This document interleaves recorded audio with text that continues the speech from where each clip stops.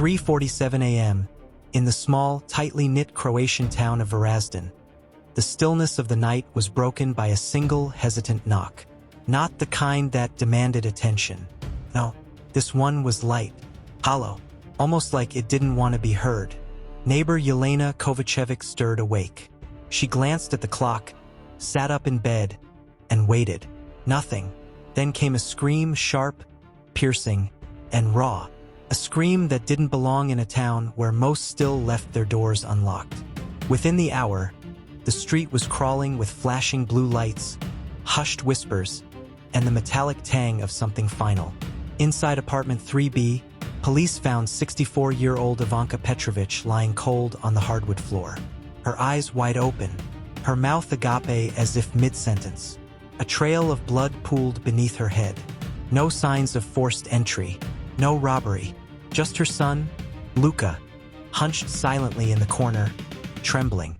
Or at least, pretending to. Ivanka was the kind of woman who never missed a church service, who baked extra just in case someone unexpected stopped by. Everyone on the street knew her as the heart of the building. She kept potted violets along the windowsill, sent leftovers to sick neighbors, and still used a landline. She had been widowed young.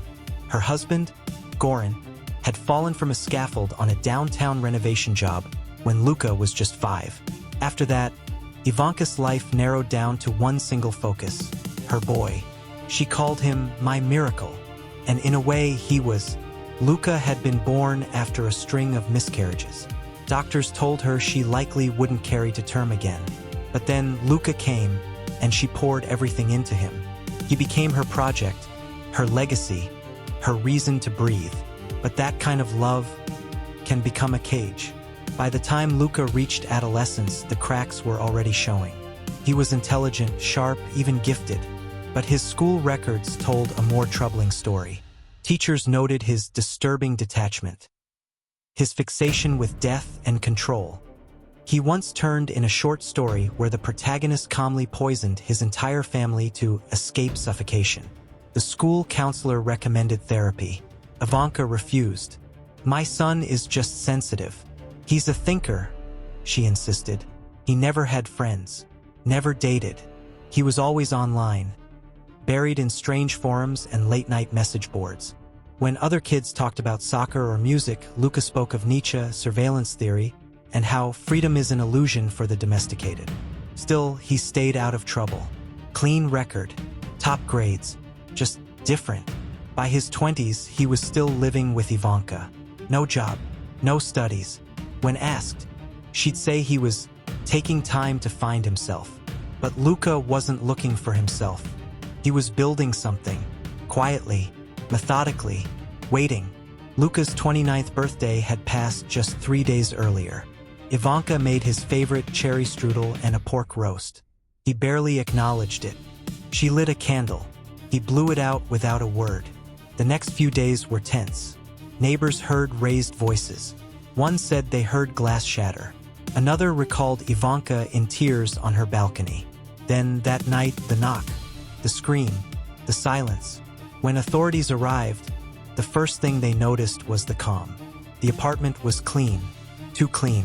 There was a faint floral scent in the air, lavender detergent. No sign of a break-in, no struggle. Luka said he had gone for a walk and returned to find her collapsed. He sat on the floor in his pajamas, cradling his head. There were no tears, no visible distress, just silence. But one detective, Marko Ivic, noticed something odd. Ivanka's mug was shattered, but the table had no signs of impact, almost like it had been placed there after the fact. The autopsy revealed something critical: traces of zolpidem in Ivanka's system, a sedative commonly used for sleep. She was not prescribed it. Time of death: between 3:10 and 3:30 a.m. There were minor bruises on her neck, light enough to miss if not examined closely. Fingernail marks, not consistent with a fall. The death certificate listed asphyxiation by manual means. But who would want to kill Ivanka? She had no enemies, no debt, no bad relationships. All eyes turned to Luka. When questioned, his story was paper thin. He had gone for a walk at 3 a.m., in slippers, No coat? In 5-degree weather? Investigators retrieved Luka's laptop. The findings were chilling. He had searched how to stage a natural death. Zolpidem overdose symptoms. Can you strangle someone without bruising? And then, the digital journal. She kept me in amber, frozen in childhood. Her voice, sweet to others, was venom to me. I was not a man in this house. I was a reflection, her ideal, her mirror. I could never breathe. But soon, I will sever the cord. Entry after entry painted a picture of a man consumed by hatred. Not rage, cold resentment. He wrote about planning her death for over a year, experimenting with sedatives, reading about pressure points and clean kills. One passage stood out. She goes to bed by 10:30. I give her tea, 2 pills crushed, stirred. She won't feel a thing.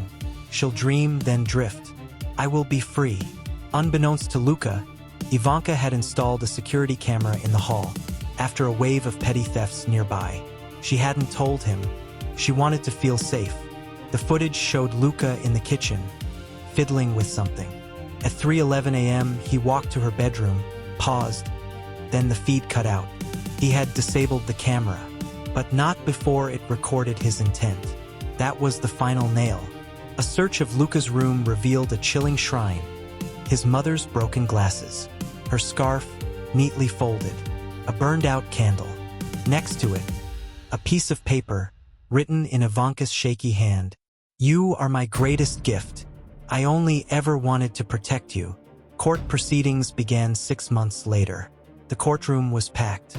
Media from all over the Balkans attended.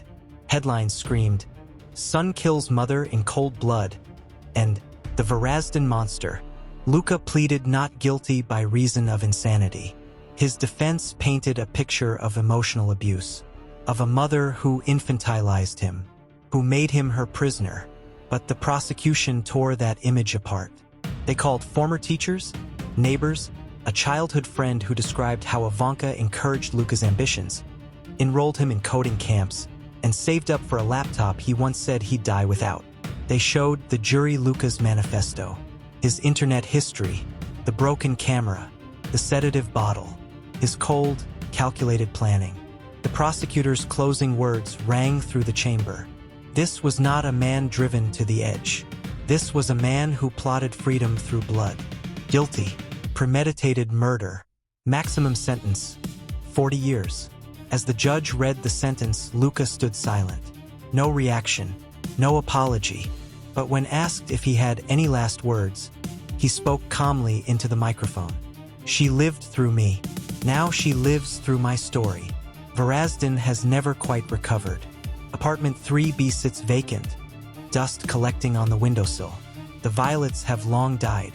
Some say they see shadows in the windows. Others avoid that side of the street entirely. A small plaque was placed by the building entrance in memory of Ivanka.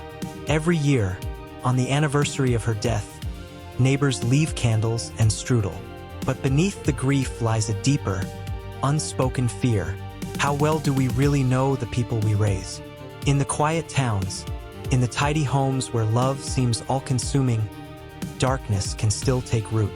Not through sudden violence, but through slow, unseen decay. This was not just a murder.